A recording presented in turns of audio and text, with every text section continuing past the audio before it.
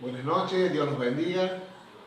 Aquí estamos una vez más, reunidos a través de este medio para poder continuar con estos estudios, para poder continuar escudriñando la palabra de Dios, más en estos tiempos difíciles, tiempos complicados, pero tiempos de bendición también, ¿no? Porque es un tiempo de intimidad, ¿no? Dios ha concedido este espacio de tiempo a nivel mundial para que podamos buscar sus rostros, estar en intimidad, en comunión, en oración. Estamos en los tiempos finales, como dije la semana pasada, las profecías se han cumplido, estamos al umbral de la venida de nuestro Señor Jesucristo, de su segunda venida, ya para venir a buscar a su iglesia, ¿no? Entonces, como nos dice y nos enseña la palabra de Dios, que debemos velar y orar, ¿no? En todo momento, porque no sabemos el día ni la hora que el Señor debe venir. Así que hoy vamos a continuar con este estudio bíblico, hoy vamos a ver el libro de los Hechos. Queremos darle las gracias a usted por su tiempo que está del otro lado. Gracias a Dios primeramente por permitirnos estar una vez más a través de estos estudios, poder estar conectados. Dale gracias a Dios a los pastores, la pastora Sandra y Seferino Bazán, son nuestros pastores. Dale gracias por la oportunidad que nos dan y de poder salir en vivo y la autorización para poder dar estos estudios a través de este medio. Quien les habla, soy el maestro Walter Faoto, mi apellido, mi esposa Estela. Dale la bienvenida. Hola, buenas noches, Dios los bendiga. Nuevamente le agradecemos a Dios por este tiempo y gracias a los hermanos que se están sumando, que estamos viendo que están mandando los corazoncitos, de que les gusta vernos, que les agradecemos por el tiempo que van a recibir en esta hora. Creo que no es un tiempo perdido, es un tiempo ganado en el Señor. Amén. Que sabemos que este tiempo, todo lo que sea para el Señor es agradable y Él lo ve con agrado a sus ojos, ¿no? Damos gracias por cada uno de ustedes que está del otro lado, que día a día que tenemos los estudios nos están acompañando. Bienvenidos esta noche nuevamente y darle gracias al Señor por la misericordia de este nuevo día. Amén. Amén, ¿no? También darle gracias a los siervos, a los líderes, a los diáconos, no solamente del ministerio de ULAM, sino también de todos los ministerios, ¿no? Pastores de otros ministerios, de otros países también que se han estado conectando, a todos los conocidos, aquellos que se conectan por primera vez. Bienvenido a este estudio, bienvenido a este espacio. Dale gracias a Dios por su vida, dale gracias a Dios a donde quiera que estén, que la gracia del Señor esté sobre su vida, sobre sus hogares. Que aquel que no conoce de Dios, que este sea un tiempo de buscar el rostro del Señor, en el cual, como dice su palabra, arrepentido y convertido, ¿no? Entonces es un tiempo en el cual, tiempo de tomar decisiones verdaderamente. Yo creo que esto a nivel mundial está dejando un enorme mensaje, ¿no? De aquel que no ha recibido a Cristo, de decirle que estás a tiempo de recibir a Cristo en tu corazón. No te hablo de una religión, no te hablo de una tradición, te hablo de Jesucristo que está por encima de toda religión, de toda tradición. Quiero hablarte de que hoy el Señor nos concede, dentro de su enorme misericordia, este tiempo para que aquellos que aún conocemos las palabras nos volvamos a Él verdaderamente, nos podamos convertir realmente al Señor, ¿no? Entregar nuestra vida, entregar todo nuestro ser, ¿no? Y por su causa, para llevar la palabra de Dios, poder evangelizar, para que nadie se pierda, que todos puedan conocer y tener la oportunidad de escuchar y recibir al Señor Jesucristo en su corazón. Así que a todos los siervos de todos los ministerios, muchas gracias por los mensajitos que están llegando, muchas gracias por estar del otro lado, por tomarse su tiempo también de podernos escuchar a través de este medio. Dios bendiga a todos los hermanos de todos los ministerios, de todas las iglesias, sea de la denominación que sea. Bienvenido. Le vuelvo a repetir, vamos a hablar de la palabra del Señor, está por encima de toda religión. Cuando se habla del Señor no tiene que existir vallado, no tiene que existir ningún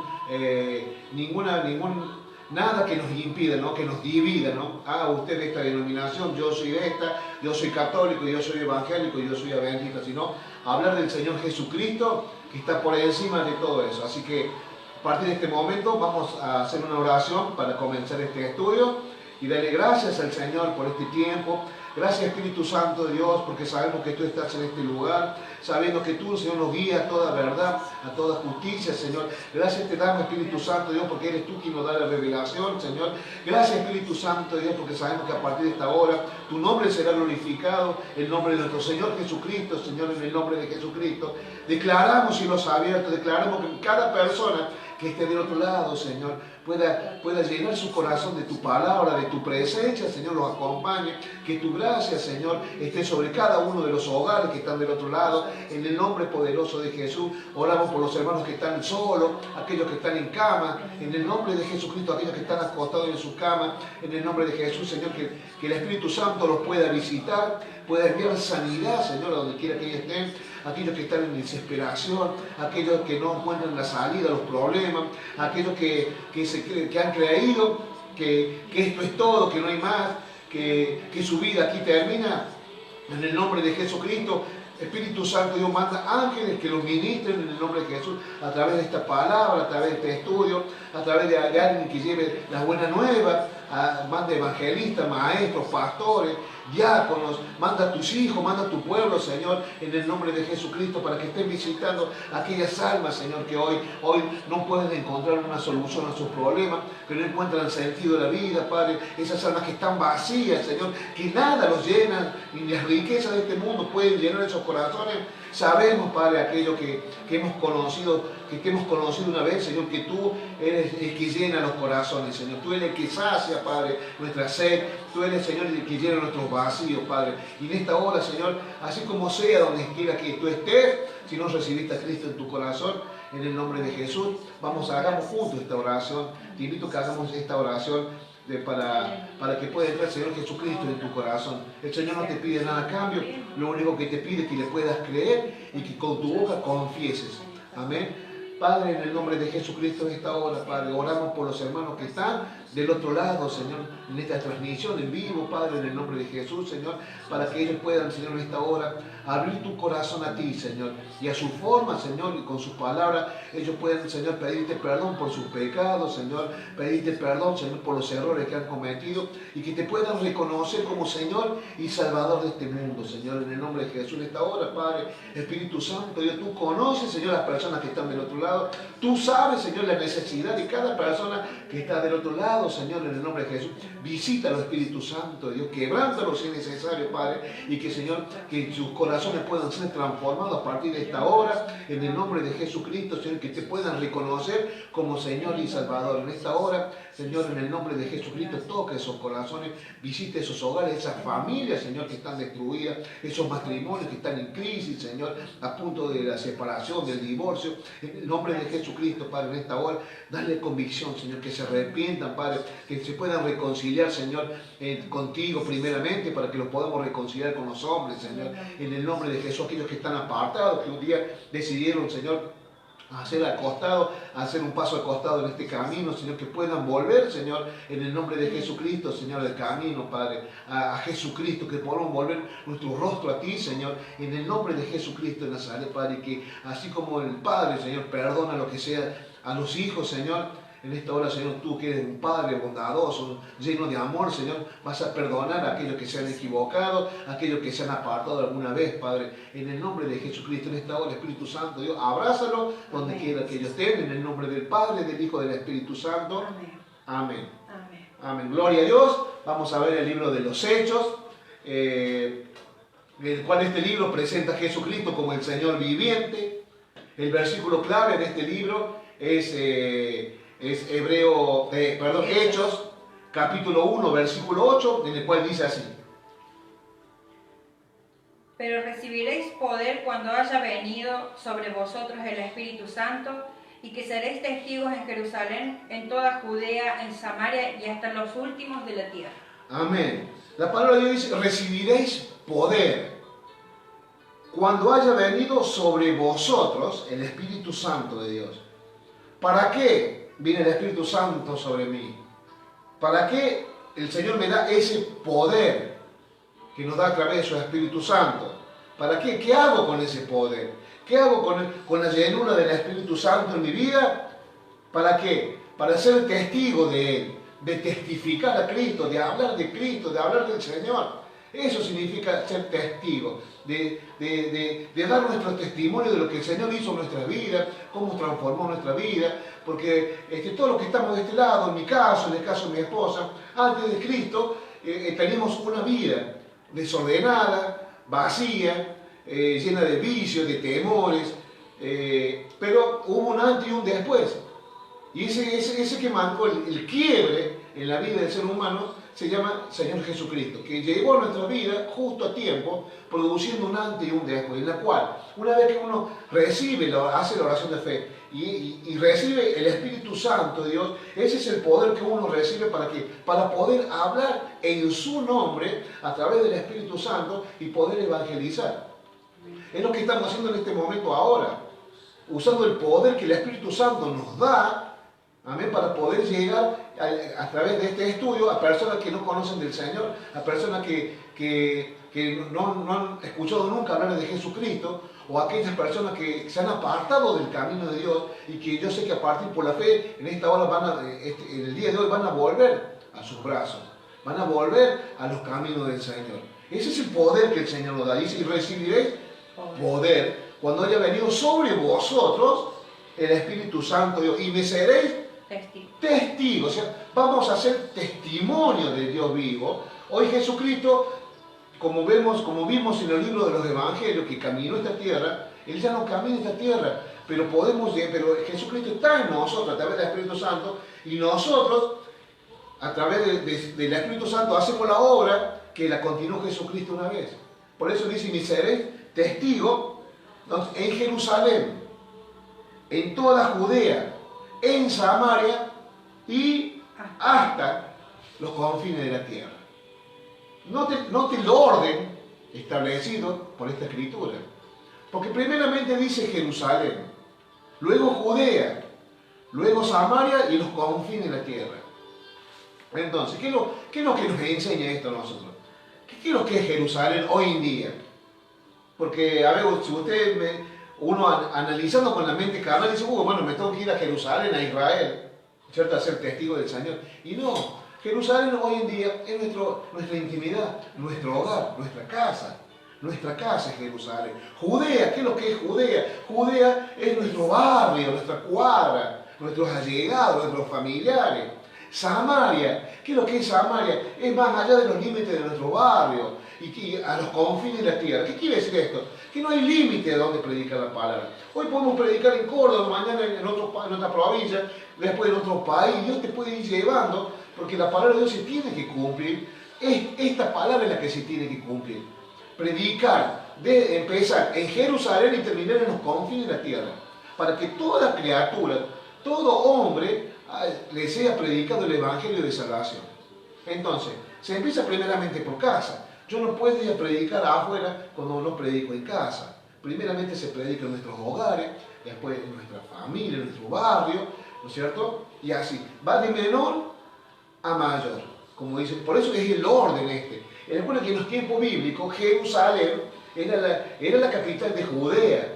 Amén. Y después Samaria. Era el entorno bíblico de esos tiempos y los confines de la tierra. O sea que ves como una espiral. Empieza de menor a mayor, ¿no es cierto? La evangelización.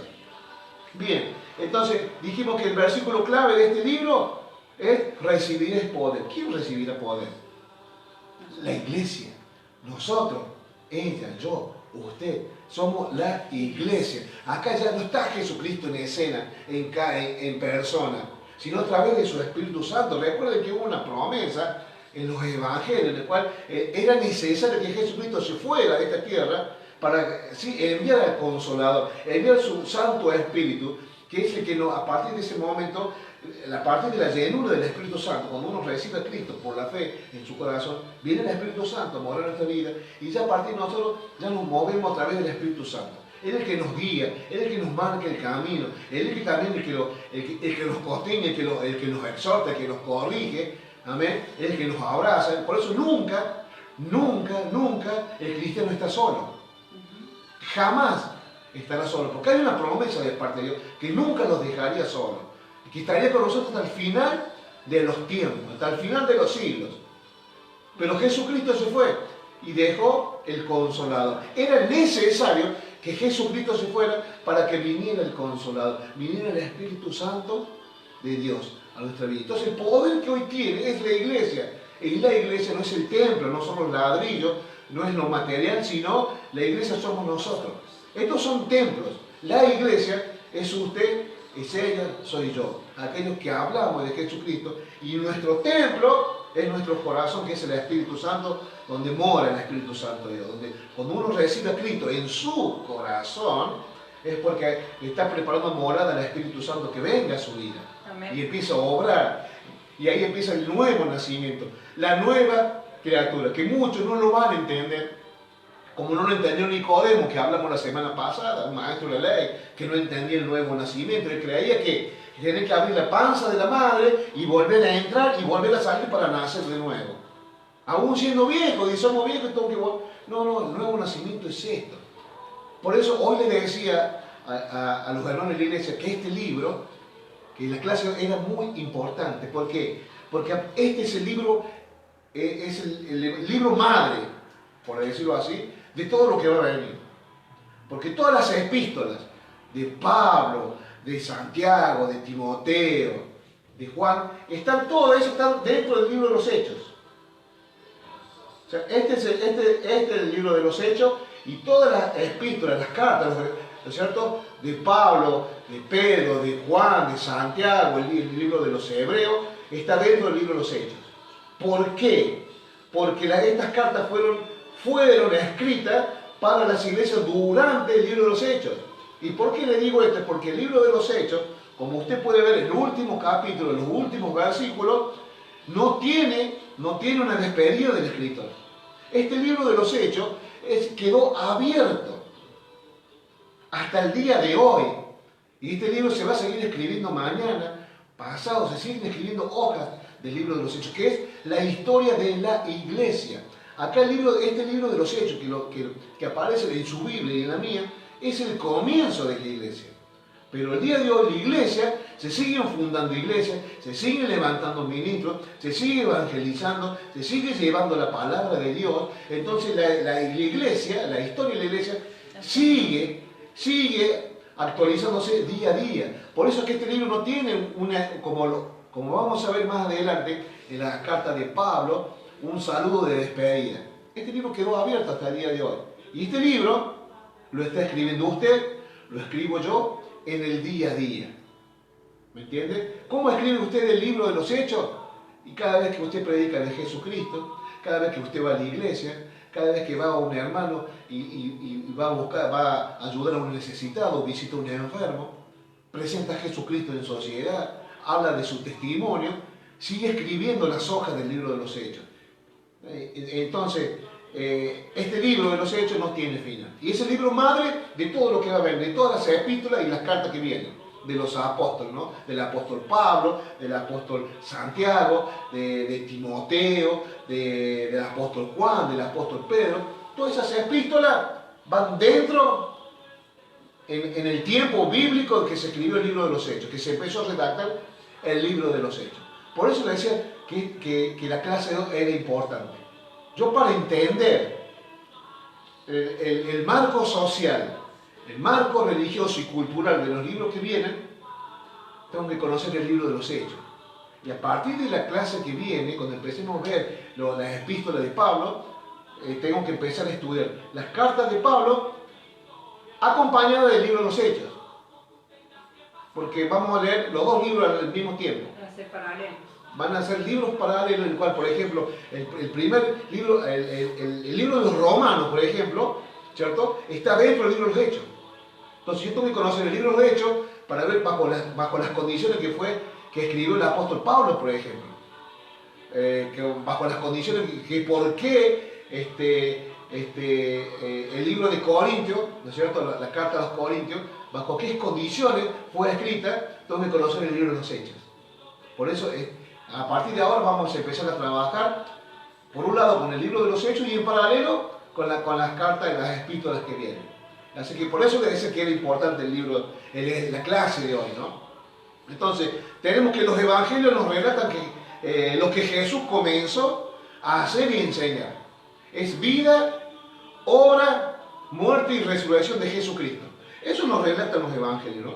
Pero el libro de los Hechos los relata lo que siguió haciendo y enseñando el Señor a través ya de su Espíritu Santo, ¿no? A través del Espíritu Santo. O sea que el Señor sigue enseñando, pero ya a través de su Espíritu Santo, ¿no es cierto? Vemos en el libro de los Hechos, vemos a un Cristo ya resucitado, ascendido a los cielos y glorificado, y viviendo y obrando aún en la tierra. O sea, Jesucristo ascendió a los cielos, glorificado, pero sigue obrando hoy, en esta hora, en este instante, sigue obrando en esta tierra a través de su Espíritu Santo. ¿Por medio de quién? De la iglesia. O sea, usted y yo somos la iglesia. Jesucristo sigue obrando, sigue hablando a través de la iglesia, a través suyo, a través mío, a través de todos los hermanos que están del otro lado. Entonces, por eso le digo que el Señor no terminó su obra. El Señor continúa su obra. No la hace personalmente, pero sí la está haciendo a través de su Espíritu Santo. Y ya los protagonistas de este tiempo es la iglesia. Ya Jesucristo vino a poner los cimientos, la piedra basal de los cimientos. Por eso es la piedra angular. Sin la piedra angular se derrumba toda estructura. Jesucristo, la piedra angular. Jesucristo vino a poner la piedra basal, ¿no es cierto?, de los cimientos en los cuales se va a edificar la iglesia. Amén. ¿Quién escribió este libro? Bueno, este libro lo escribió Lucas, ¿no? Fue un amigo fiel de Pablo. Era un hombre de mucha educación, de mucha cultura, Lucas. Era uno de los pocos hombres que tenía estudio. De hecho, era médico, ¿no? Y ¿saben qué? Era el único escritor del Nuevo Testamento que no era judío. No era judío.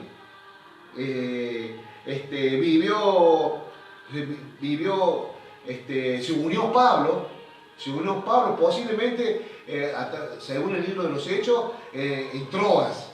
Vamos a ver Hechos 16:10, como el relato, si bien no dice, yo Lucas me uní a Pablo, sino vamos a ver la forma en que está redactada y vamos a poder entender que el escritor entra en esta escena. Cuando vio la visión, enseguida procuramos partir para Macedonia, dando por cierto que Dios nos llamaba para que le anunciásemos el Evangelio. Dios nos llamaba. Acá se incluye el escritor, ya entra en escena el escritor. No, porque si no, por eso no, Dios lo llamaba, haciendo alusión. Volveme de nuevo el versículo. Cuando vio la visión, enseguida procuramos partir para Macedonia. Recuerden la visión. Si yo me voy un poquito antes, habla de la visión del varón. Del varón macedónico. Varón macedónico, ¿no? El cual se le presenta en visión a Pablo. O sea, acá la visión le es dada a Pablo, pero lee de nuevo el 16:10. Cuando vio la visión, enseguida procuramos partir para Macedonia, dando por cierto que Dios nos llamaba para que les anunciásemos el Evangelio. Dios nos llamaba para que anunciásemos el Evangelio. Nos llama, o sea, acá se incluye Pablo, ¿no? Y también parece que cuando se une a Pablo, ¿no es cierto? Lucas queda en Filipos. Miren, Hechos 16:40 dice: Entonces, saliendo de la cárcel, entraron en casa de Lidia, y habiendo visto a los hermanos, los consolaron y se fueron. Y se fueron, o sea, no dice nos fuimos, y se fueron. O sea que parece que acá Lucas queda en la casa de Lidia, ¿no? Y el resto se va. Recuerden que ellos habla de la cárcel, vienen del encarcelamiento de Filipos. Esto, si usted ve el capítulo 16 del libro de Hechos, el pasaje conocido de Pablo y Silas, que estuvieron encarcelados, ¿no? Que después, por el poder del Espíritu Santo, las cárceles se abren, el carcelero recibe a Cristo, es bautizado, ellos se van, ¿no es cierto? Pero parece que ellos después continúan el viaje, pero ya Lucas queda, porque dice se fueron. O sea, no dice nos fuimos, se fueron. Entonces, esa es la escena, ¿no es cierto?, de Lucas, ¿no? Trabajando siempre a la par de Pablo, ¿no? Dice que cuando Lucas queda en Filipo, después de unos años, se vuelve a unir a Pablo, ¿no? Esto lo vamos a ver en Hechos capítulo 20, versículos 5 y 6. Estos, habiéndose adelantado, nos esperaron en Troas, y nosotros, pasados los días de los panes sin levadura, navegamos a Filipos, y en 5 días nos reunimos con ellos en Troas, donde nos quedamos 7 días. Nos quedamos, ve que acá se incluye el escritor en primera persona al relato, al suceso que está aconteciendo, ¿no? Nos unimos, nos quedamos. Entonces, acá nos habla que Lucas se une a Pablo nuevamente y ya que se queda con Pablo hasta el final, ¿no? Ya no se vuelven a separar. Dice que Lucas fue un indagador y un historiador muy ordenado. Mirá cómo comienza redactado el libro de Lucas, el Evangelio de Lucas, capítulo 1, versículos del 1 al 4. Mirá lo ordenadito que era Lucas, ¿no?, para sus escritos. Puesto que ya muchos han tratado de poner en orden la historia de las cosas que entre nosotros han sido ciertísimas, tal como nos enseñaron los que desde el principio lo vieron con sus ojos y fueron ministros de la palabra. Me ha parecido también a mí, después de haber investigado con diligencia todas las cosas desde su origen, escribírtelas por orden, oh excelentísimo Teófilo, para que conozcas bien la verdad de las cosas en las cuales han sido instruidos. Amén, ¿no? Vemos, ¿no?, que con diligencia investigaba, ¿no? Como el cuidado en las cosas del Señor, ¿no?, lo que tenía que redactar, lo que tenía que escribir. Dice que, más, se había dedicado a investigar. Y escribirla por orden. Escribirla ordenadamente. Pero ahora, ¿por qué? Porque Lucas no caminó con Jesús. Lucas no fue un testigo ocular del ministerio de Jesucristo. Entonces, él tuvo que encargarse de investigar, de tomar testimonio, de poder buscar confirmación del Señor, porque no podía escribir cualquier testimonio, tenía que orar y pedir al Señor y al Espíritu Santo que le guiara lo que tenía que escribir. Por eso la Escritura es inspirada por el Espíritu Santo, porque si es inspirada por hombre, ¿cuál es el error de la equivocación, de ponerle datos erróneos? Pero cuando viene inspirada, soplada por el Espíritu Santo, al que escribe, ya las cosas cambian. Por eso la Biblia, desde Génesis hasta el Apocalipsis, no tiene contradicción, porque no fue escrita ni inspirada por hombre, sino por el Señor, inspirada por el Espíritu Santo, escrita por mano de hombre. Porque inspirada quiere decir soplada, exhalar, o sea, le fue dictada al hombre lo que tenía que escribir. Entonces dice Lucas, por ejemplo, el versículo 2 del capítulo 1 de Lucas dice, tal como nos enseñaron. O sea, él fue aprendido, él recibió enseñanza, ¿no es cierto? Lo que desde el principio lo vieron. O sea, ¿quién le enseñó? Los apóstoles, los discípulos, los que caminaron con Jesús. Ellos le enseñaron a Lucas. O sea, que Lucas fue evangelizado a través de estos discípulos, de estos testigos oculares, ¿no es cierto? Dice, desde el principio lo vieron con sus ojos y fueron ministros de la palabra. Me ha parecido también a mí, después de haber investigado con diligencia, esto con sabiduría, con entendimiento, con cuidado, con temor, ¿cierto?, las cosas desde su origen.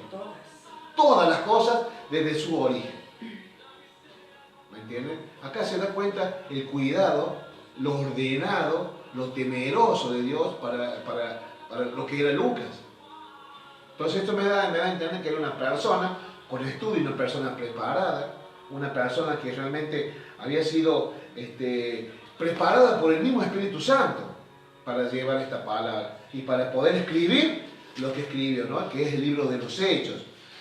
Entonces, dice que después de la muerte de Pablo, Lucas tuvo un largo ministerio en Acaya. Dice, murió en Bitinia, a los 74 años aproximadamente. Y hoy este libro se escribió en el año 63 después de Cristo. Y las palabras clave de este libro, escuchen esto, son poder, Espíritu Santo, iglesia. Estas tres palabras son clave en este libro. Y estas tres palabras no solamente son clave en este libro, deben ser clave en la vida del cristiano. Porque le vuelvo a repetir, el libro de los Hechos no se cerró, sigue abierto hasta la venida del Señor Jesucristo.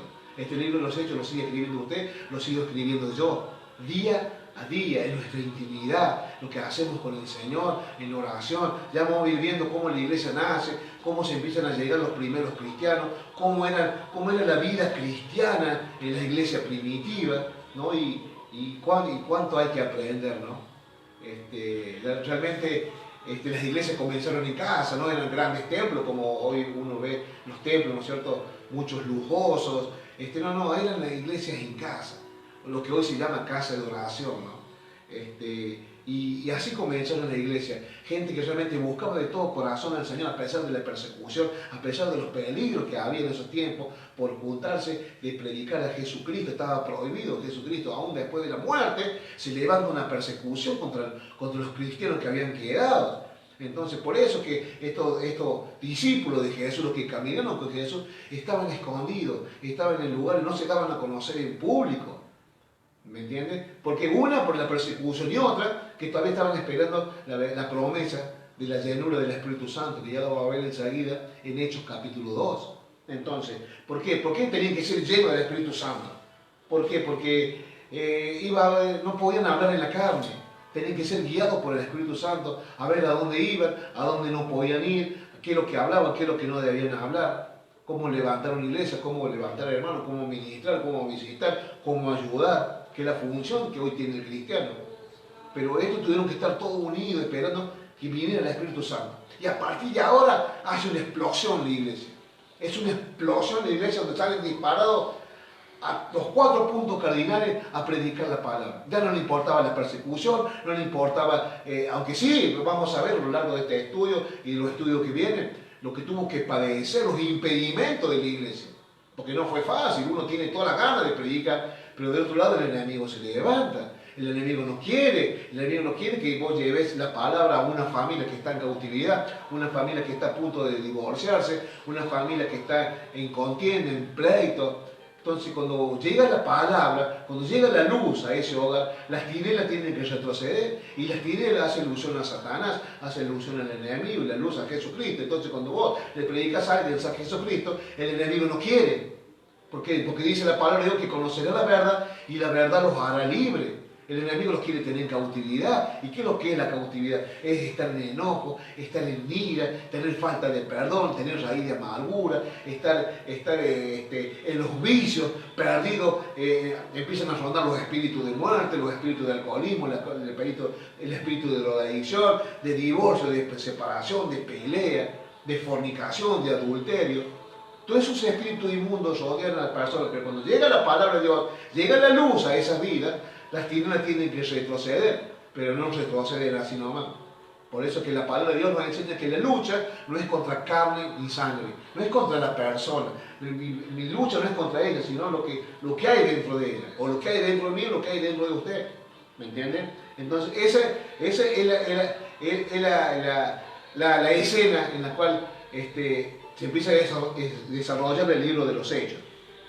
Entonces, las palabras clave son poder, Espíritu Santo e iglesia, ¿no? La división del libro, ¿cómo se divide el libro? Y lo vamos a seguir en 3 partes. Primero, nacimiento de la iglesia en Jerusalén.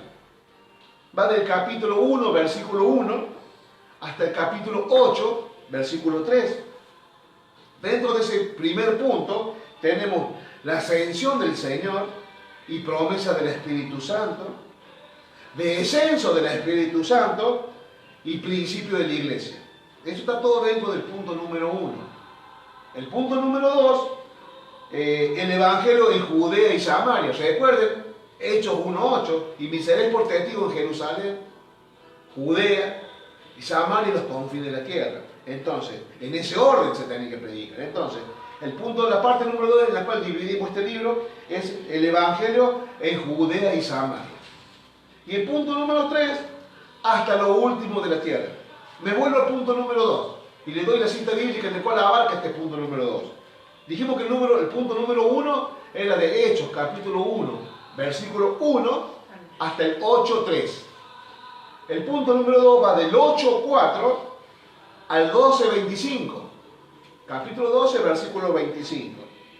Y el punto número 3, hasta lo último de la tierra, va del capítulo 13 hasta el capítulo 28, ¿no? En el cual este punto número 3 tenemos los viajes misioneros de Pablo. Dice, este libro abarca un periodo de aproximadamente 30 años. Y va desde el nacimiento de la iglesia. ¿Cuándo nace la iglesia?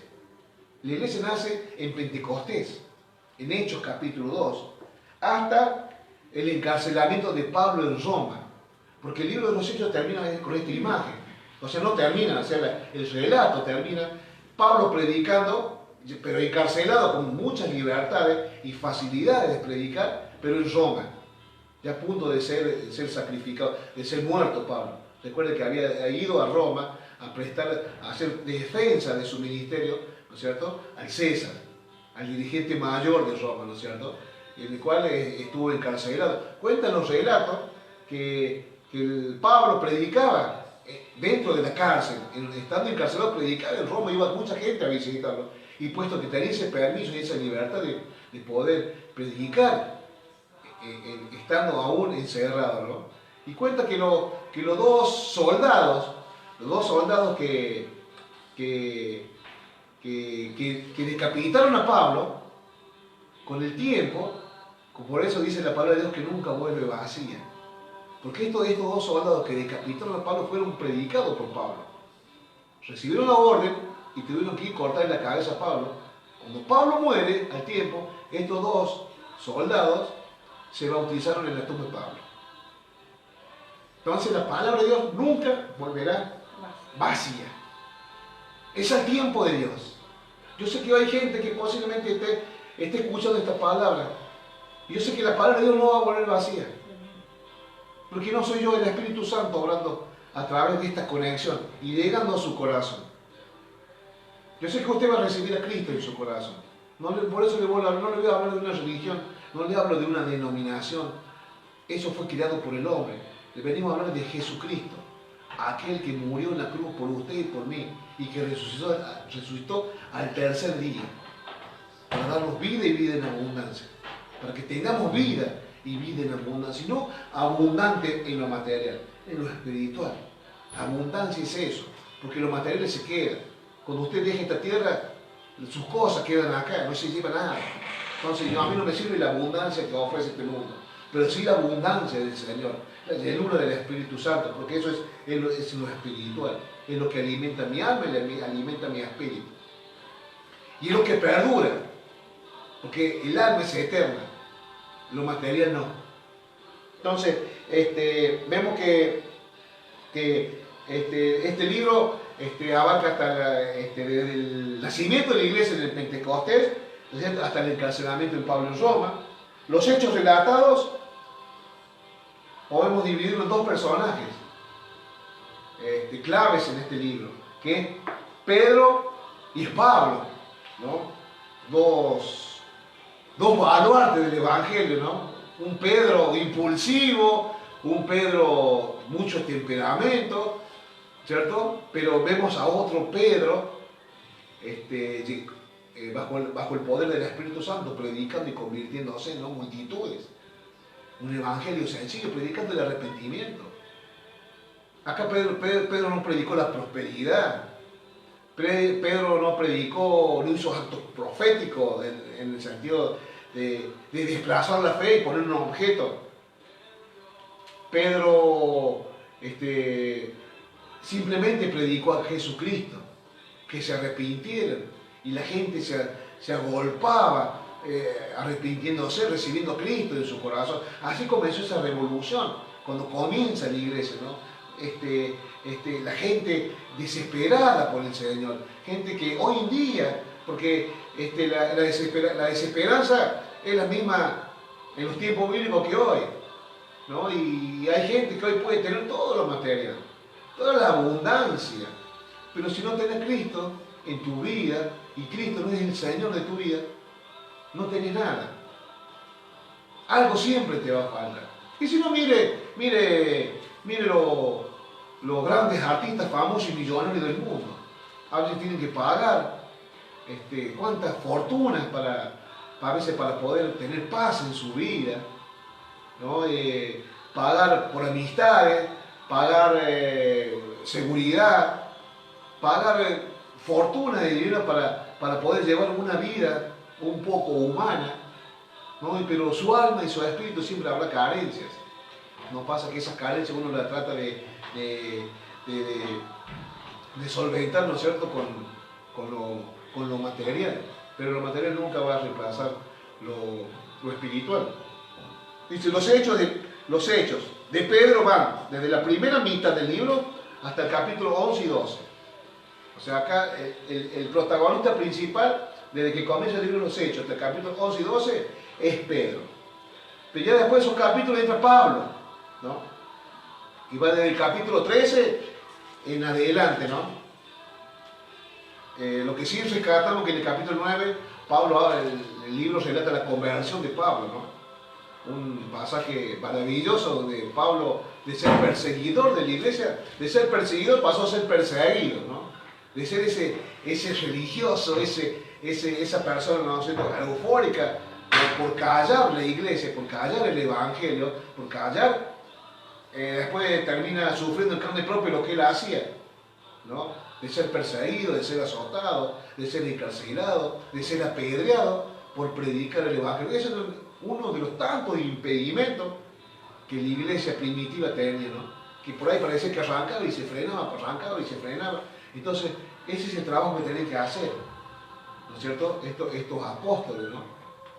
Era a través de las cartas, ¿no es cierto?, darle aliento, corrigiendo, exhortando, aconsejando a la iglesia.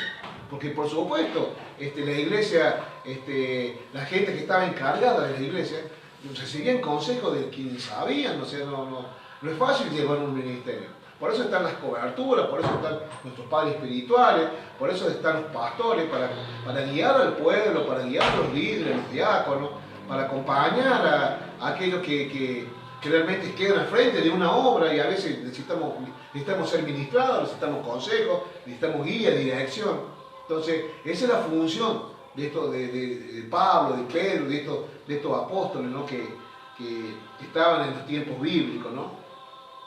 Dice, el nuevo pueblo de Dios. Va del 1:1 hasta el 8:3. Habíamos visto que el comienzo de la iglesia y el versículo clave de este libro era Hechos capítulo 1, ¿cierto? Versículo del 1 al 8. Y dice así.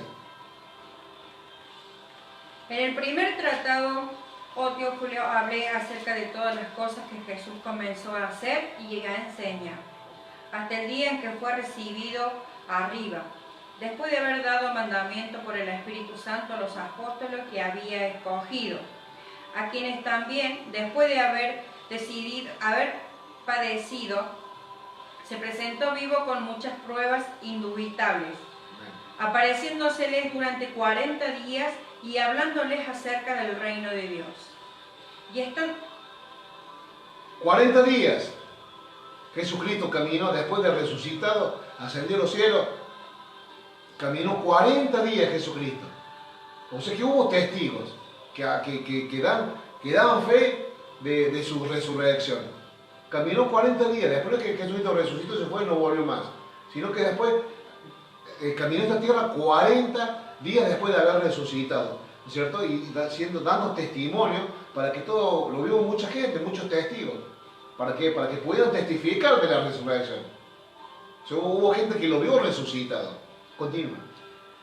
Y estando juntos, le mandó que no se fueran de Jerusalén, sino que esperasen la promesa del Padre, la cual les dijo, oísteis de mí, porque Juan ciertamente bautizó con agua, mas vosotros seréis bautizados con el Espíritu Santo dentro de no muchos días. Amén, amén, ¿no? ¿Qué le dijo el Señor Jesús? Quédense en Jerusalén. No se vayan, tienen que dar las últimas instrucciones. No se vayan, quédense todos en Jerusalén. Y esperen la promesa que les hice. ¿Cuál era la promesa que el Señor le hizo? Que Él se tenía que ir para que viniera sobre ellos el Espíritu Santo de Dios. ¿Me entienden? Entonces, el Señor le decía, no se vayan, no se dispersen. ¿Por qué le dijo quédense todos juntos? ¿Por qué? Porque muchas veces podía haber ocurrido que estos discípulos, ya no estaba el Señor con ellos. Ya era el tiempo que el Señor tenía que ascender a los cielos y ya no lo iban a ver más. Y posiblemente decaía la fe, ya no tenían ganas. Se le fue el líder, se le fue el maestro, se le fue el rabí, se le fue aquel que los ministraba, aquel que los aconsejaba. Ya no iba a estar. Entonces, ¿qué pasa? Quédense, no se dispersen, no se vuelvan a su casa, no vuelvan al lugar donde yo los saqué. Tengan fe, que ya me... No, dice, dentro de no muchos días. O sea, falta poquito y ya viene el Espíritu Santo y será otra cosa. Y van a entender todo lo que yo les dije, todo lo que me aprendieron, lo van a entender porque ya no lo va a analizar la mente carnal, sino el Espíritu Santo que va a empezar a morar en ustedes. Porque dice que ciertamente Juan es Juan el Bautista. Él bautizó con agua. Pero ¿qué dice? Pero vosotros seréis bautizados con el Espíritu Santo. Ya no era el bautismo de agua, sino el bautismo del fuego del Espíritu Santo. Por eso dice la Biblia, y recibiréis poder. Cuando venga sobre vosotros el Espíritu Santo. Ese es el poder. La llenura es el que te empodera, es el que te lleva a hablar, el que te lleva a hacer cosas que nunca imaginaste, es el que te da la certeza, la seguridad y la firme convicción de lo que vas a hacer. Por eso el Señor Jesucristo, de lo vil y lo menospreciado del mundo, levanta. ¿Cierto? ¿A quién? A veces, como dice la palabra, para avergonzar a los sabios de este siglo. Por eso la gente a veces no entiende. Y yo le dije la semana pasada, pero si mira lo que era, mira qué se hace ahora, que se hace el pastor, que se hace... sí, era en otro tiempo. Pero cuando no tenía a Cristo en mi corazón, cuando no conocía al Señor, cuando no tenía la llenura del Espíritu Santo, pero cuando yo recibo a Cristo en mi vida y venga el Espíritu Santo sobre mi vida, ya no soy yo, es un nuevo nacimiento, es una nueva persona. Las cosas viejas pasaron, y aquí son todas hechas nuevas. El pasado es pasado y nunca dejará de ser pasado, pero a partir de ahora son todas hechas nuevas. Y eso es lo que el mundo no entiende, eso es lo que el estudioso, el religioso no entiende, que tenemos que hacer un seminario, hacer un curso, tener un título para poder hablar de Jesucristo. Usted fíjese, los apóstoles eran pescadores, gente que no tenía estudio, gente de carencias, muchas carencias. Lucas era médico, pero de ahí más. Pablo era un conocedor de la palabra, un estudioso, pero Juan, Pedro, Santiago, Jacob, eran personas torpes, gente sin estudio, gente que toda la vida vivieron del mar, de la pesca, trabajos duros, lavando redes. Esa gente el Señor eligió, escogió. Y la sigue eligiendo y escogiendo hasta el día de hoy. Amén. Hasta el día de hoy. Amén. Entonces, del pasaje que leímos es la continuación como por decirlo así, de los evangelios. Es la continuación de los evangelios. Aquí cuenta que el Señor estuvo 40 días después de resucitar.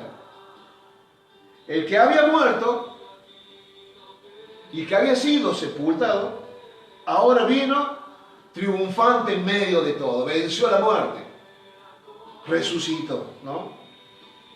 Y cierto, para los discípulos, como le dije recién, no debe haber sido fácil verlo alejarse, ¿no? Cuando ya hace la ascensión. Mirá lo que dice en Hechos capítulo 1, versículos del 6 al 11. Entonces los que se habían reunido le preguntaron diciendo, Señor, ¿restaurarás el reino a Israel en este tiempo?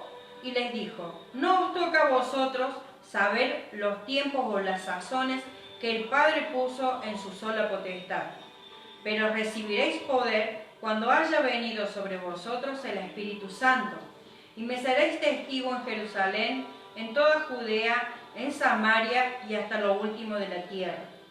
Y habiendo dicho estas cosas, viéndole ellos, fue alzado, y le recibió una nube que le ocultó de sus ojos. Y estando ellos con los ojos puestos en el cielo, entre tanto que él se iba, he aquí se pusieron junto a ellos dos varones con vestiduras blancas, los cuales también le dijeron: varones Galileos, ¿por qué estáis mirando al cielo? Este mismo Jesús, que ha sido tomado de vosotros al cielo, así vendrá como le habéis visto ir al cielo. Amén, así vendrá, ¿no? Así como lo vieron irse, así vendrá, ¿no? Y viene pronto. Amén. Así como se fue, vendrá pronto. Pero ya no vendrá a caminar esta tierra, sino vendrá a buscar su iglesia, ¿no? Yo me imagino a los discípulos, ¿no? Ver al maestro. Después de todo lo que vivieron, todo lo que pasaron, y verlo resucitar nuevamente, que esté con nosotros. Y es cierto lo que nos dijo, nunca nos mintió, y maestro, y verlo y abrazarlo, maestro, no te vayas, no nos dejes. Y era necesario, ¿no? Irse y ver esa última escena, ¿no? Ver a Jesucristo ascender al cielo.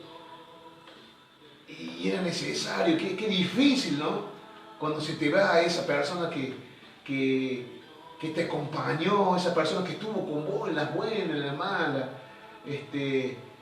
ver, ¿no? que se va y empieza a ascender a los cielos, ¿no?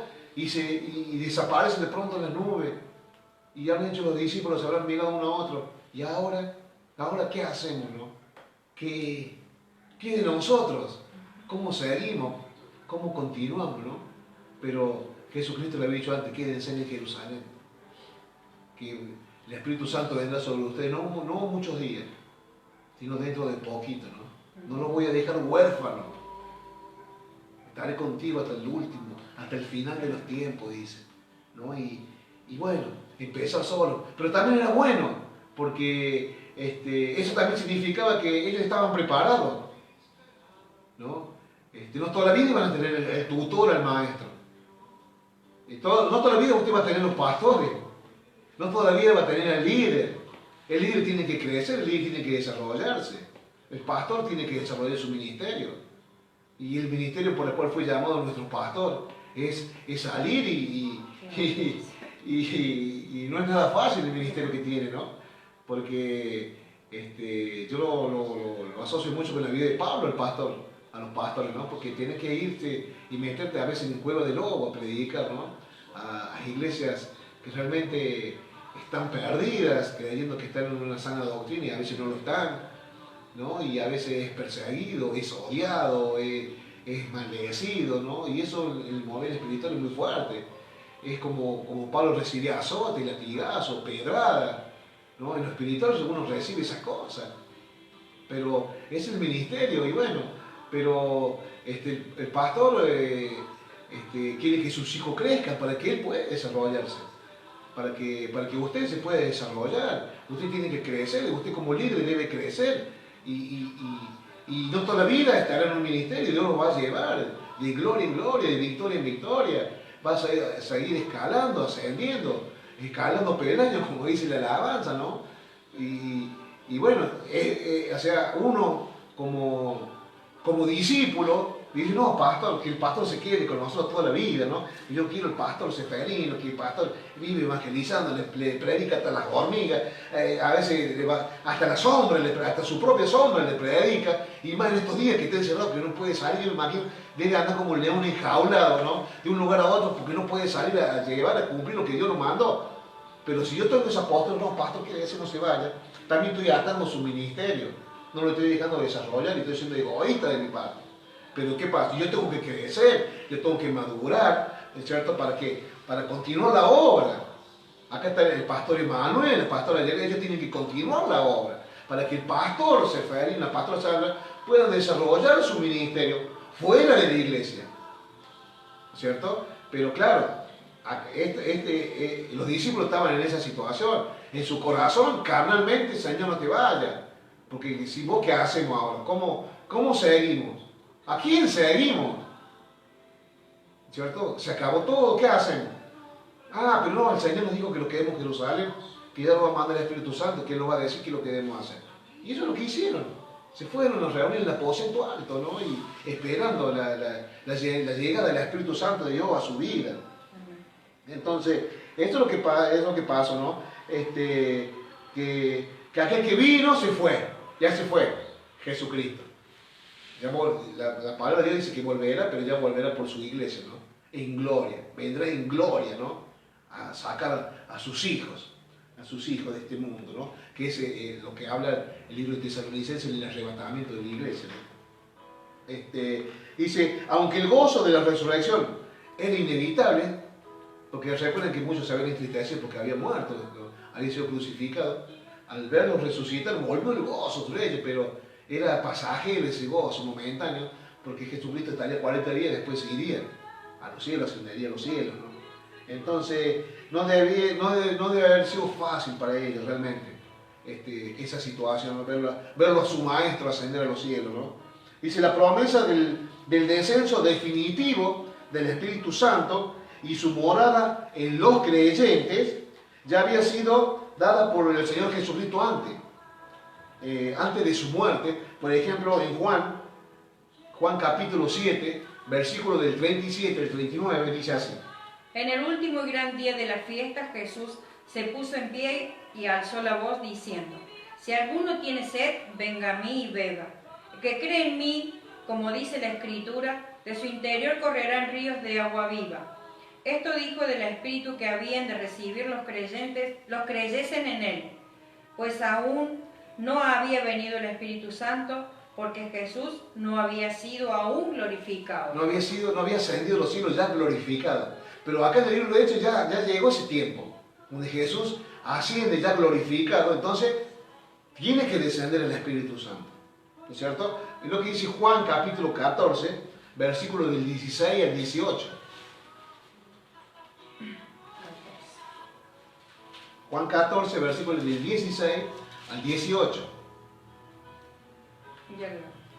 Nos recuerdan la promesa del Espíritu Santo, ¿no? La promesa el Señor se tenía que ir para que venga el Espíritu Santo. Dice,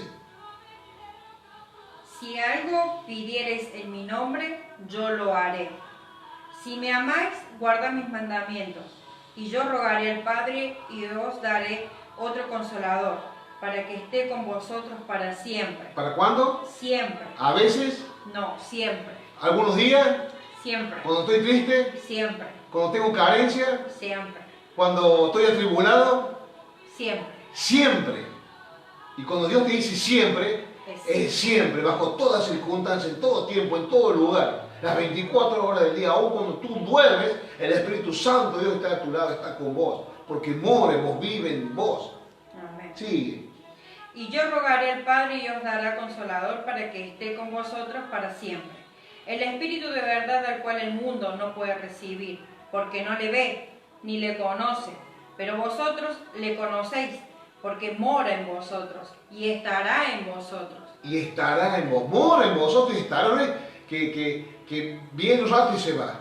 No, morará, hará casa en usted, hará morada, que dice que vivirá, se muda a su interior, en su corazón. Por eso que Jesucristo, cuando uno hace la oración de fe, le abre su corazón al Señor, porque venga el Señor Jesús a reinar en su vida. ¿Cuál es el trono de su ser? Su corazón. Abrir el corazón al Señor significa pedir, Señor, sé el Señor, señoría mi vida.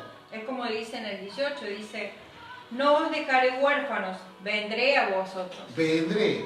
No es que usted va a ir. No. Jesús hasta esos detalles cuida. Para que usted no ponga excusa. Para que el hombre no ponga excusa. ¡Ay, qué difícil que esto es imposible! ¿Y cómo hago? No lo puedo. No. Usted no haga nada. El Espíritu Santo vendrá a usted. Porque el que lo escogió fue Dios a usted, no usted a Dios. Él lo escogió a usted. Entonces Él vendrá a usted. Él vendrá a usted.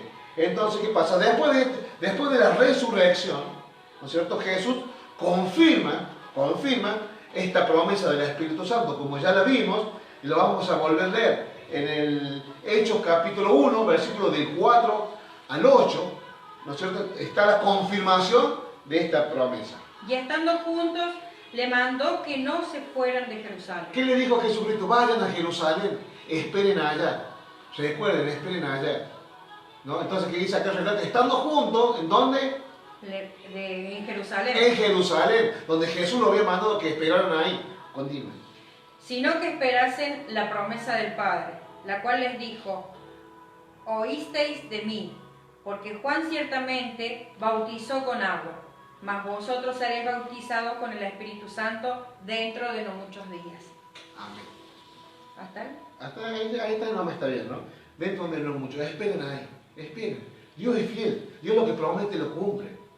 Dios no miente, no es hijo de hombre para que mienta, ¿no?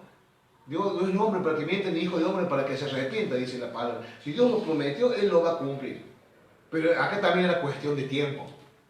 No es que se fue el Señor Jesús y ahí no automáticamente vino la Espíritu. No, tenían que esperar. Había que esperar. O sea, esto también nos enseña que los tiempos no son del hombre, los tiempos son de Dios. Los tiempos los administra el Señor.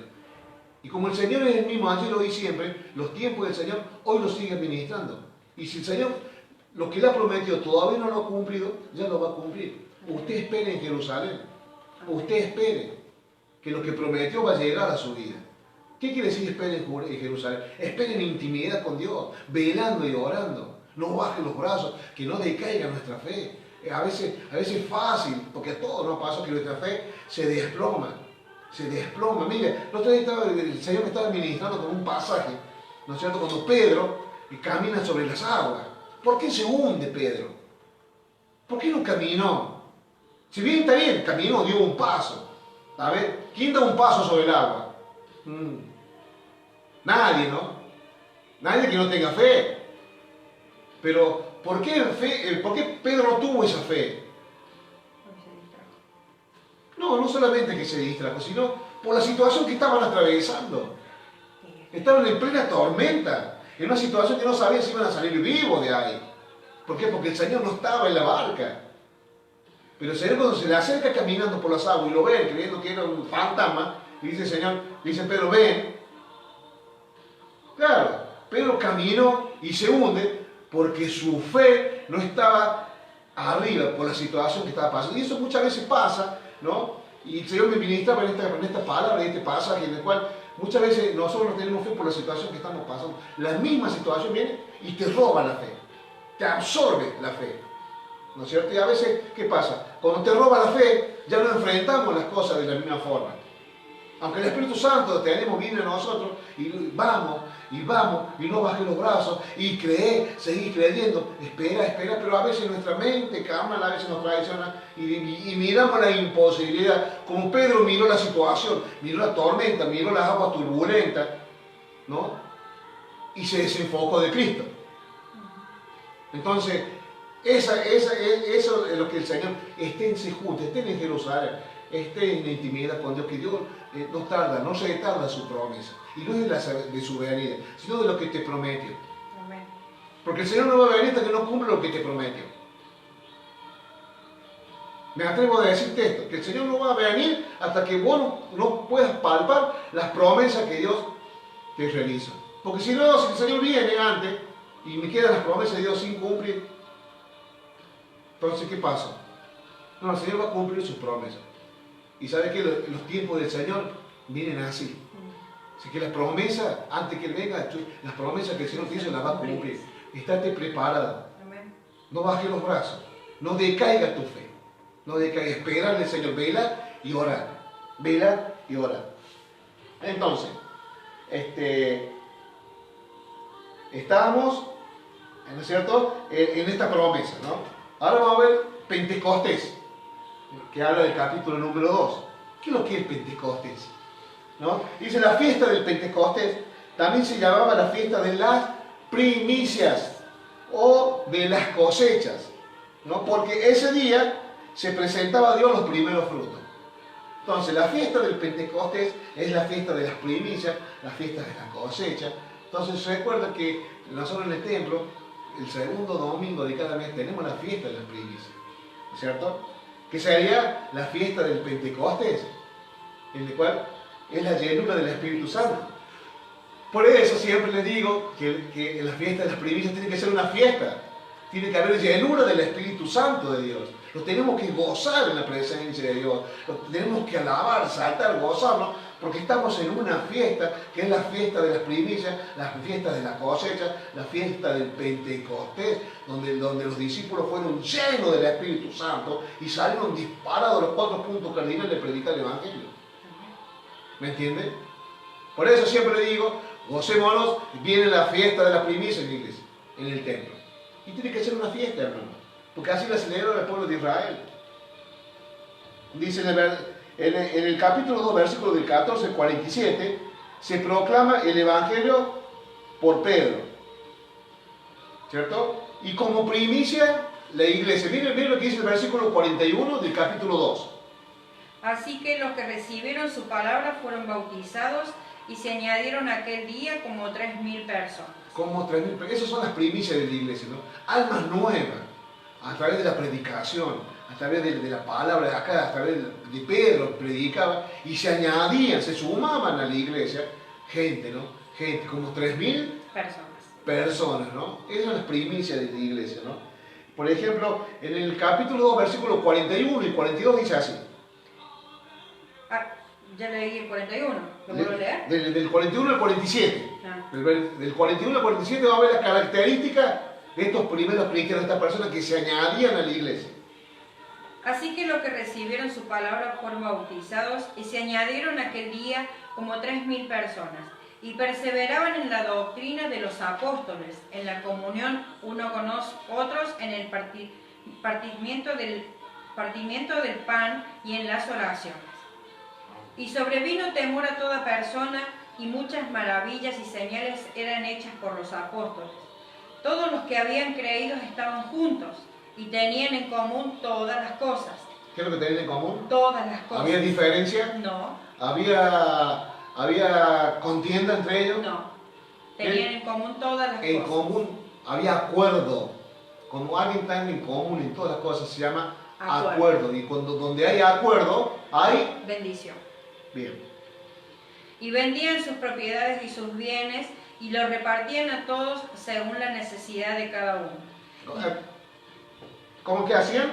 Vendían y repartían sus bienes a todos según la necesidad de cada uno. Vendían y repartían sus bienes. O sea, ¿qué quiere decir esto? Que la gente, estos primeros convertidos, vendían sus propiedades, vendían sus bienes. ¿Y qué hacían? Los repartían. Los repartían, ¿no? ¿Y cuántas veces no hemos escuchado que se critica tanto, ¿no? Que acá en la iglesia, mira ¿qué hacen con las primicias? ¿Qué hacen con las primicias? ¿Qué hacen con las ofrendas? ¿Qué hacen con los diezmos? Que le lavaron la cabeza, mira, Dios ofrendó un auto, ofrendó la moto, ofrendó bienes personales. Es lo que hacían estos, ¿no? O sea, lo que hacían estas almas nuevas. Vendían sus bienes y traían su dinero y lo ponían para la obra. Continúe. Y perseverando unánimes cada día en el templo, y partiendo el pan en las casas, comían juntos con alegría y sencillez de corazón. ¿Cómo comían? Alegres y sencillos, con alegría y sencillez. ¿Atribulados? No. ¿Se quejaban? No. ¿Cómo compartían las cosas? Con alegría y sencillez. ¿Con alegría y con? Sencillez, de corazón. Ah, ¿por qué dice la Biblia de corazón? Porque no era una sencillez no fingida. Era algo que nace de acá del corazón. Y es lo que a Dios le agrada cuando todo nace de acá. Por eso la palabra de Dios dice sobre toda cosa guardada. Guarda tu corazón, porque de él mana la vida, de él nacen las buenas obras, los buenos gestos, ¿no es cierto? Las buenas acciones. Entonces, ¿qué pasa? Que ellos vendían y se gozaban, perseveraban y se gozaban y compartían el pan, compartían los alimentos con alegría, con gozo, ¿no es cierto? Esa era la vida de los primeros cristianos, ¿no? Continúen. Alabando a Dios y teniendo favor con todo el pueblo. Y el Señor añadía cada día a la iglesia los que habían de ser salvos. Qué avivamiento, hermano, ¿no? Miren cuando hay acuerdo, cuando hay bendición, cuando hay alegría, cuando hay gozo del Señor, no gozo de hombre, el gozo del Señor. Y cuando el Señor está en el asunto, cómo se iban añadiendo, ¿cierto? almas nuevas, se iban añadiendo y caían en gracia delante de todos los hombres. Los que habían de ser ¿No? salvos. Los que habían de ser salvos. Qué tremendo que esto es el comienzo de la iglesia. ¿No es cierto? Así es el avivamiento. Eso fueron impulsados luego de qué, de la llenura de quién, del Espíritu Santo. Como el Espíritu Santo le dio ese empujón a estos hombres que estaban temerosos, escondidos por la persecución, salieron impulsados a predicar el Evangelio, ¿no? Y lo que debemos hacer, estar llenos del Espíritu Santo para salir impulsados a predicar la palabra de Dios. No hablar de doctrina, no hablar de religión, hablar de Jesucristo. Jesucristo. Jesucristo, que es el único que murió por su vida, murió por mi vida, es el único que murió en una cruz y resucitó al tercer día. ¿Para qué? Para que podamos ser, a través de Él, podamos tener la salvación, la redención y el perdón de nuestros pecados. Acá no predicaban de Juan, no predicaban de José, no predicaban de María, no predicaban del apóstol Pedro, no predicaban de... No, ni siquiera ellos, predicaban de Jesucristo. Amén.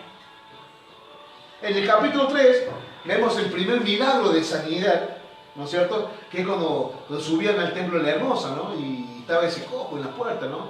En la puerta del templo pidiendo limosna, y Pedro le dice, no tengo oro ni plata, pero lo que tengo te doy. Levantas por la fe, levántate y anda, ¿no?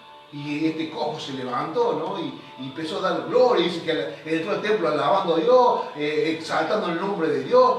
Y claro, pero ¿qué pasa? Así como la iglesia tenía ese avivamiento, ese impulso, ¿qué pasa? Por otro lado, estaban los nuevos enemigos de la iglesia. Los religiosos, los fariseos, los judíos, aquellos estructurados, aquellos que no pueden creer que una persona dé gracia a Dios, aquellos que no pueden entender con sus mentes carnales que uno alabe a Dios, ¿no es cierto? A los gritos, que dé gracia a Dios. Escúcheme, hermano, yo le pongo este caso, ¿no es cierto?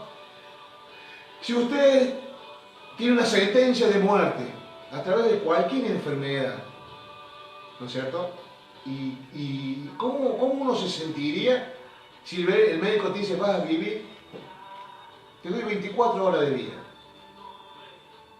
¿Qué vas a hacer? Es como si te derrumba el mundo, ¿no es cierto? Pero llega la hora 23, la hora 23 y media, ya sabes que te queda media hora, ¿no? Llegó la hora 24 y algo pasa en tu vida y eso no ocurre, ¿no es cierto? Y resulta que después del lapso que te había dado el médico, te empezás a tener una mejoría, empezás a sentirte mejor y te sanas, te curas. ¿Cómo vas a vivir tu vida?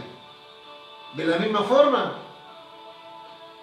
Sabiendo que tenías una sentencia de muerte, pero algo ocurrió en tu vida que esa sentencia de muerte quedó inactiva. Y viene una sentencia de vida que vas a seguir viviendo. ¿Cómo lo vas a vivir esa vida? Así es el Señor Jesucristo cuando viene a nuestra vida. Él nos dio vida. Estamos muertos, estamos en tinieblas, en oscuridad, en pecado, en perdición. Y Él vino y nos hizo libre, nos abrió la puerta de esa cárcel, hermano. Entonces, ¿cómo lo voy a alabar a Dios? Con timidez. Si viviendo encarcelado y viviendo en el mundo, perdido en la droga, en el alcohol, en la prostitución, en la fornicación, en el adulterio, gritaba y cantaba canciones del mundo a las cuatro voces sin importarme nada, ¿cuánto más no lo voy a hacer por el Señor Jesucristo? Que sacó esa sentencia, me sacó esa acta de defunción que tenía en mi mano, me la quitó y me dio un acta de nacimiento. Entonces, eso que muchas veces la gente no entiende. Somos locos, locura, es a los que se pierden, dice la palabra. No me avergüenzo del Evangelio, porque es poder de Dios.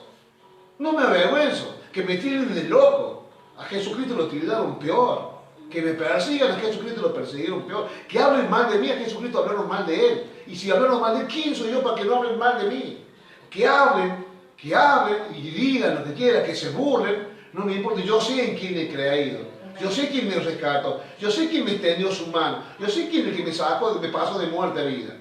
No fue hombre, fue el Señor. ¿Cómo no le voy a alabar al Señor? ¿Cómo no voy a hablar del Señor? Si lo que hizo conmigo, quiero que lo haga con usted. Eso es lo que hizo este paralítico. Toda su vida lo llevaba porque dice que era puesto en la puerta. para que pidiera limosna a los que entraban al templo ahora. Entonces Pedro dijo, no tengo un peso, no tengo una moneda, le dice. Pero lo que tengo te doy y es mi fe. Y el poder de la palabra, que no es mía, sino palabra que viene a través del Espíritu Santo de Dios. Levántate. Y se levantó al instante este paralítico. Entonces, claro, los judíos, los religiosos, los estructurados se escandalizaron. Y ahí empieza el problema y empieza verdaderamente a levantarse este espíritu, ¿no es cierto?, que quería acallar la iglesia.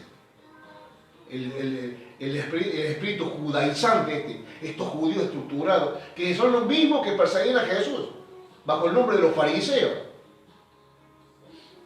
Esto mismo.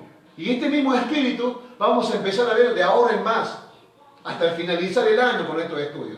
Porque este espíritu es una constante en todas las iglesias. Por eso lo que lo padeció el apóstol Pablo, a este espíritu de estructura, el legalismo, de judaizante, este espíritu religioso, que no podía entender por qué el gentil, el no judío era salvo. Por eso insistían en la circuncisión. No, tenés que circuncidar. Por eso Pablo en el libro romano habla de la ley. En el libro de los Gálatas, a la iglesia en Galacia, son Gálatas insensatos. Todos los que han aprendido se han dejado contaminar por esta falsa enseñanza. Entonces, el principal oponente a partir del nacimiento de una iglesia es el espíritu religioso, el judío. El griego que quería filosofar con pensamientos humanos, analizar las cosas de Dios. Entonces la iglesia estaba naciendo, cristianos nuevos convertidos, y esto quería apagar el fuego del Espíritu Santo, ¿no? Querían apagar el fuego de esta gente nueva, confundiéndolo, sembrándole dudas a través de la palabra. Minimizaban las enseñanzas del apóstol Pablo, de decir que era un ridículo, que era un mentiroso, que no enseñaba cosas que a él le parecían, siempre sembrando la duda, ¿no? Y esto viene siempre del mismo infierno, hermano. Del mismo infierno, que es lo que hizo Satanás, desde el principio de los tiempos, en el huerto de Edén, le sembró la duda a Eva. Siempre sembrando la duda, por eso la duda nunca viene de Dios, viene del mismo infierno la duda. Y es lo que sembraban en estos tiempos. Entonces vemos el primer milagro en el capítulo 3 de sanidad, ¿no? Capítulo 4, también vemos los primeros opositores del cristianismo, que eran ¿quién? Los gobernantes, los ancianos de Israel, o sea, los judíos, ¿no es cierto? En el capítulo 4, versículos del 32 al 37. Léalo. Y la multitud de los que habían creído era de un corazón y un alma, y ninguno decía ser suyo propio nada de lo que poseía, sino que tenían todas las cosas en común. Y con gran poder los apóstoles daban testimonio de la resurrección del Señor Jesús. Gran poder daban testimonio. Recuerda que la palabra dice, y vendrá sobre vosotros, recibiréis poder cuando haya venido sobre vosotros el Espíritu Santo, ¿no? Entonces con gran poder daban testimonio. Estaban cumpliendo la palabra y la promesa de parte de Dios en el capítulo 1, versículo 8 del libro de Hechos. Y con gran poder los apóstoles daban testimonio de la resurrección del Señor Jesús, y abundante gracia era sobre todos ellos. Así que no había entre ellos ninguno necesitado, porque todos los que poseían heredades o casas las vendían y traían el precio de lo vendido, y lo ponían a los pies de los apóstoles, y se repartía a cada uno según su necesidad. Entonces José, a quien los apóstoles pusieron por sobrenombre Bernabé, que traducido es hijo de consolación, levita, natural de Chipre, como tenía una heredad, la vendió y trajo el precio y lo puso a los pies de los apóstoles. Amén. Este es el espíritu que reinaba en esta iglesia, ¿no? Por un lado, el enemigo afuera, sembrando dudas, minimizando las enseñanzas, desprestigiando a estos apóstoles que predicaban, y por otro lado la iglesia, ¿no? En ese fuego, ¿no? En ese primer amor que uno vive, de que hacen todo con amor, desinteresadamente, y vendían su propiedad y ponían el dinero a los pies de los apóstoles. ¿Para qué? Para que se ayudara a todo el mundo, ¿no es cierto? O sea, que todo el mundo disfrutaba de eso. Posiblemente ellas tenían edad, yo no tenía nada, pero era lo mismo, o sea, no te echaban de menos, no te hacían a un lado porque no te tenían. No, acá era para todos iguales. Entonces la iglesia dice, había acuerdo, había bendición, había un espíritu que reinaba, ¿no? De unión, de fraternidad entre los hermanos, ¿no? Amén. ¿Y qué pasa? Que a pesar de la crisis económica, ¿cierto? De la iglesia, porque ninguna iglesia nació millonaria, todo le costaba, ¿no? Y nació todo a pulmón, por donaciones, por ofrendas de los hermanos, de los primeros convertidos. Vemos cómo se enfrentaba a estas carencias, ¿no? Materiales. ¿Por qué? Porque se ayudaba al más necesitado, al que no tenía, ¿no es cierto? Y eso se hace con las primicias. Los pastores hoy en día reparten las primicias a quien las necesita, ¿no es cierto? La palabra de Dios dice que las primicias, por un ejemplo, te doy las primicias, es para el sostenimiento de los sacerdotes, por cuanto ellos se dedican en horario completo, o sea, el llamado que Dios tiene a jornada completa. Entonces el Señor le ha provisto de los diezmos, de las primicias para el sostenimiento de ellos, pero ellos las reparten a los más necesitados, a los hermanos que por ahí están pasando necesidad, se les lleva una cajita, una bolsita con primicias, ¿cierto? de alimentos. Entonces, de esa forma lo estamos ayudando uno a otro. Por eso es importante su primicia, por eso es importante que todos llevemos nuestras primicias, ¿cierto? Que todas las familias de la iglesia lleven las primicias, porque la palabra de Dios dice que te bendeciré para que seas de bendición. Si el Señor me bendice, yo estoy llevando los primeros frutos, las primicias, los primeros frutos. Y del otro lado, hay gente que está pasando necesidad, que se ha quedado sin trabajo, que momentáneamente el marido está suspendido o por distintos motivos. Entonces van los pastores y les llevan primicias, ¿cierto? Las distribuyen a los más necesitados. Eso ocurrió en estos primeros tiempos de la iglesia, ¿no? En la iglesia primitiva. En el capítulo 5, versículos del 1 al 11, vemos el primer juicio interno a los primeros cristianos, ¿no? Y vemos que la verdad trae vida y la mentira acarrea muerte y condenación, ¿no? Acá vemos el pasaje de Ananí y Zafira, ¿no? Cuando realmente ellos vendieron y dijeron, bueno, vendemos esta tierra, estos terrenos, esta propiedad nuestra, la vendemos a 1000 pesos. Pero le vamos a decir a los pastores que la vendimos a 500, cosa que lo gastamos 500 nosotros.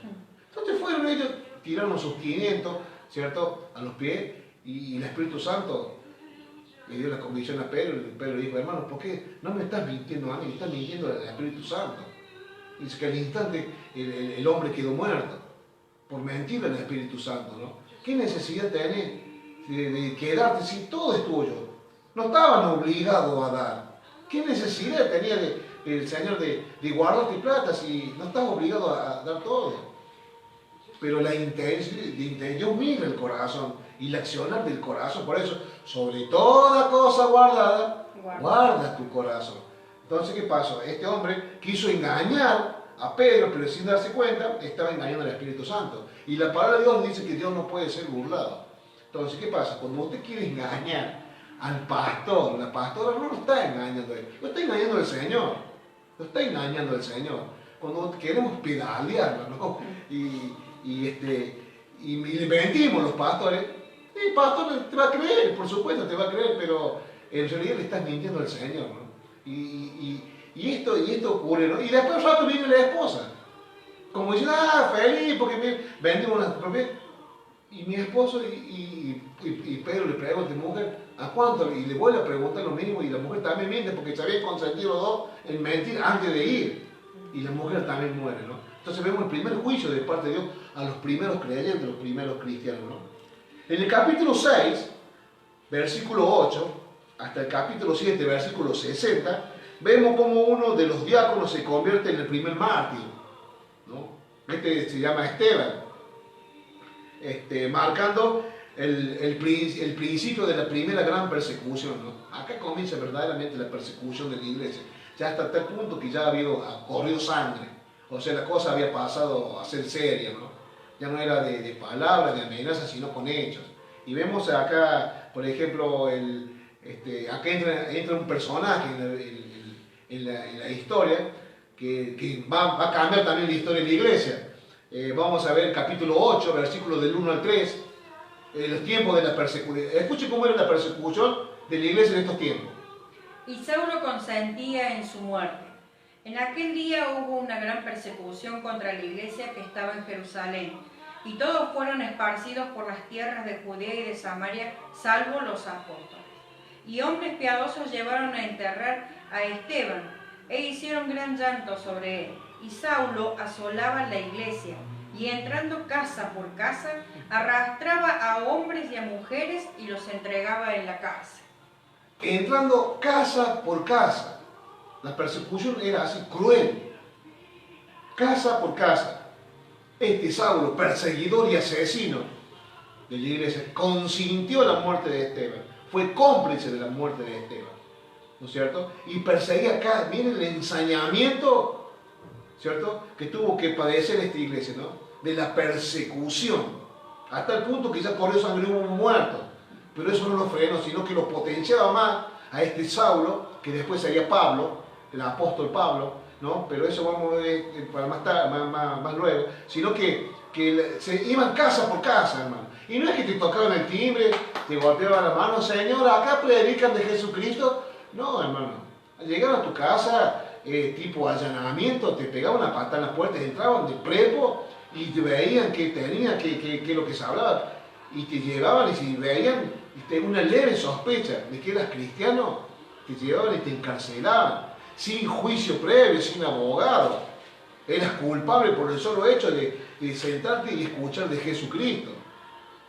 O sea, esa es la persecución en la iglesia de esos tiempos, ¿no? Entonces, vemos que acá la iglesia ya empieza, ¿no? ¿Y qué pasa? Que los creyentes, a través de esta persecución, salen disparados. Se fueron de Jerusalén. Pero también es permitido por Dios.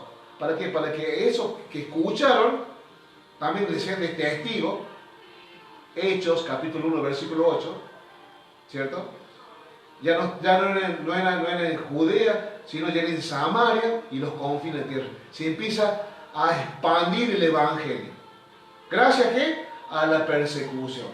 Hoy en día, gracias a esta pandemia, ¿cierto?, muchas familias se han vuelto al culto familiar, al altar familiar, a escuchar alabanza, a leer la palabra de Dios en un hogar, no solamente en la iglesia, los miércoles y los domingos, sino durante la semana, ¿cierto? Ya la familia se sienta. Entonces, como dice la palabra, todas las cosas ayudan a bien, ¿cierto?, a lo que creen en el Señor. Todas las cosas ayudan para bien. Esta persecución ayudó para bien, porque estos cristianos, no los discípulos, no los apóstoles, sino la iglesia, los primeros cristianos, atemorizados por Saulo, salieron esparcidos. Se fueron de esa tierra, pero al irse de esa tierra llevaron el evangelio también. Predicaron de Jesucristo. Entonces se empieza a cumplir la palabra, no es que se cumplió, se comienza a cumplir la palabra en Hechos capítulo 8. En Jerusalén, en Judea, en Samaria, hasta lo último de la tierra. Y esto último de la tierra ya nos corresponde a la iglesia, a nosotros, a usted y a mí, llevar la palabra a toda criatura, a donde sea. Hay gente que todavía no conoce a Cristo, hay gente que no se le ha predicado a Cristo, en el cual tiene que ser predicado. Y este medio en el cual estamos compartiendo es muy importante, porque hay gente del otro lado que se ha conectado y más están mandando mensajes que no conocen de Jesucristo, que no le han sido predicado de Jesucristo. Le ha sido predicado un Jesucristo religioso, pero no un Jesucristo vivo y de poder. Una sana doctrina. Entonces, la iglesia sigue escribiendo el libro de los Hechos día a día, ¿no? Y vamos a terminar hasta acá la primera parte de este libro. El próximo jueves vamos a continuar. Yo lo voy a dejar marcado para que sepamos dónde dejamos y podamos retomar el próximo jueves. Espero que haya sido de mucha bendición esta enseñanza. Recuerden que estamos en la mitad del libro de los Hechos. Ya vamos a empezar a estudiar nos quedamos con esta escena, ¿no? Yo quiero que usted se quede con esta escena. De Saulo yendo casa por casa, ¿no es cierto?, persiguiendo a los primeros cristianos. Y estas familias cristianas recién convertidas por temor, se empiezan a expandir. Se van de Jerusalén, se van de Judea, ¿no? Lo vamos a quedar con esta escena que el próximo jueves vamos a retomar esta escena, vamos a partir de acá para ver cómo realmente empieza este fuego, este avivamiento de la iglesia, ¿no? Que continúa en los días de hoy. Así que desde ya, muchísimas gracias por estar de su lado, gracias por su tiempo. Un beso a los pastores, a todos los siervos, los ministros que lo están acompañando en esta transmisión en vivo. Le damos gracias a todos los hermanos, ¿no es cierto?, del Ministerio de UNAM. Somos la maestra Estela, el maestro Walter del Ministerio de UNAM, Refugio de Dios, calle Gobernación 1122, barrio Villa Libertador, Córdoba, capital argentina, y le damos muchísimas gracias, ¿no? Esperemos que pronto nos podamos ver, que pase esto pronto para que podamos estar con los hermanos, poder compartir todas las cosas, como vimos ahora, ¿no? Los primeros cristianos tenían en común todas las cosas, se los gozamos, ¿no es cierto? Por solo hecho de poder alabar a Dios, tener la libertad de alabar a Dios. Así que desde ya, muchísimas gracias por su amor. Un abrazo al pastor Seferino, a la pastora Sandra, al pastor Emanuel, a la pastora Yener. Los abrazamos desde acá. Gracias. No, darle gracias a todos los hermanos que se han podido comunicar a través de esta red. Estamos viendo los mensajitos que nos han mandado dándonos la bendición, y gracias por todo, gracias por su apoyo, por estar con nosotros nuevamente en este tiempo. Les mandamos un fuerte abrazo, saludos a todos y que Dios los bendiga grandemente en este tiempo. Amén. Y el próximo jueves a las 20 horas, si Dios así lo quiere, lo estaremos conectando nuevamente. Amén. Dios me los bendiga a todos, los abrazamos. Amén. Chao, chao. Bendiciones para todos. Pórtense bien.